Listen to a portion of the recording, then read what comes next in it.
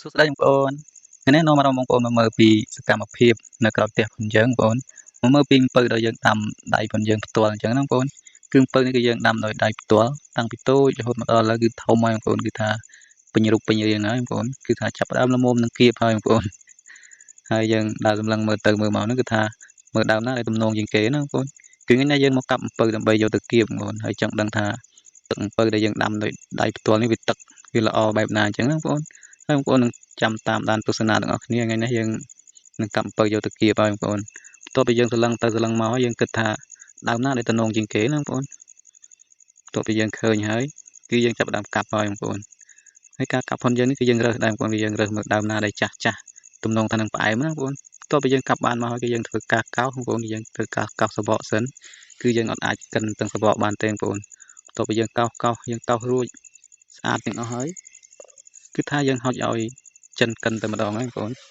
គឺចាប់ដើមកិនហើយមើលទៅមាត់ចិនទៅដឹងហើយគាត់ថារស់ស៊ីរស់អត់ទេមើលទៅពិបាកអីនឹងរស់បងប្អូនគឺស្រូវយើងក៏មានហូបហើយទឹកអំពៅយើងក៏មានអញ្ចឹងណាបងប្អូនគឺអាចនឹងរស់បានហើយបងប្អូនហើយមើលទៅទឹកអំពៅរបស់យើងទៅបងប្អូនគឺថាខៀវស្ងាត់តែម្ដងហើយបងប្អូនហើយបងប្អូនយើងដែលធ្វើការនៅចិត្តនេះបងប្អូនស្គាល់អីគឺអាចមករកបានណាបងប្អូនគឺផ្ទះតពលខៀវរបស់យើងនឹងឯងនៅនឹងជាប់ផ្លូវគ្រួក្រហមណាបងប្អូនគឺជិះម៉ូតូជិះរថយន្តទៅមកហ្នឹងគឺថាឆ្លងកាត់ប្រហែលជាស្គាល់ខ្លះហើយបងប្អូនយើងនៅចិត្តហ្នឹងបងប្អូនបន្ទាប់ពីបងប្អូនធ្វើការហត់ដកដលងបាញ់ថ្នាំចន្ទីអីហត់គឺបងប្អូនអាចមករកបានគឺទឹកអំពៅផងយើងគឺថាធម្មជាតិសុទ្ធសាធតែម្ដងបងប្អូនឥឡូវយើងកិនបាន2ដបហើយបងប្អូន2ដបគឺថាពណ៌ខៀវស្ងាត់តែម្ដងណាបងប្អូនបន្ទាប់ពីយើងកិនបានច្រកដបហើយគឺយើងធ្វើការយកទៅផ្លាស់សេបងប្អូនហើយបងប្អូនអាចមករកបានបងប្អូនបាច់ភ័យតែខ្លាចអស់ទេបងប្អូនដោយសារតែខ្ញុំមានដើមអំពៅស្រាច់អញ្ចឹងណាបងប្អូនគឺលក់ចាំបងប្អូនរហូតឲ្យបងប្អូនមកពេលណាគឺថាយើងនឹងកាប់គៀបឲ្យតែម្ដងបងប្អូនគឺថាធម្មជាតិសុទ្ធតែម្ដងណាបងប្អូន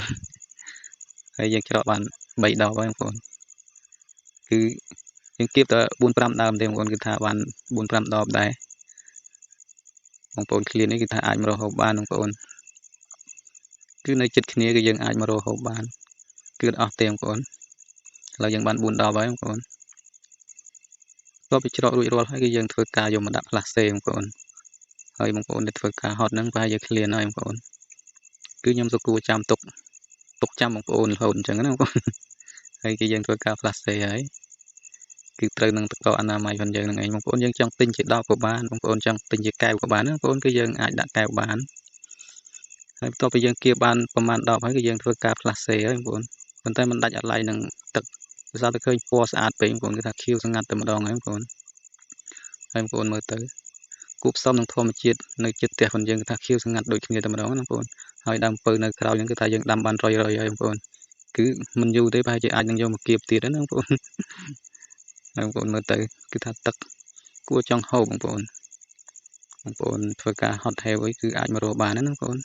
ហើយវីដេអូយើងក៏មានអីច្រើនដែរបងប្អូនមានតែប៉ុណ្ណឹងជម្រាបលាបងប្អូនសុខសប្បាយ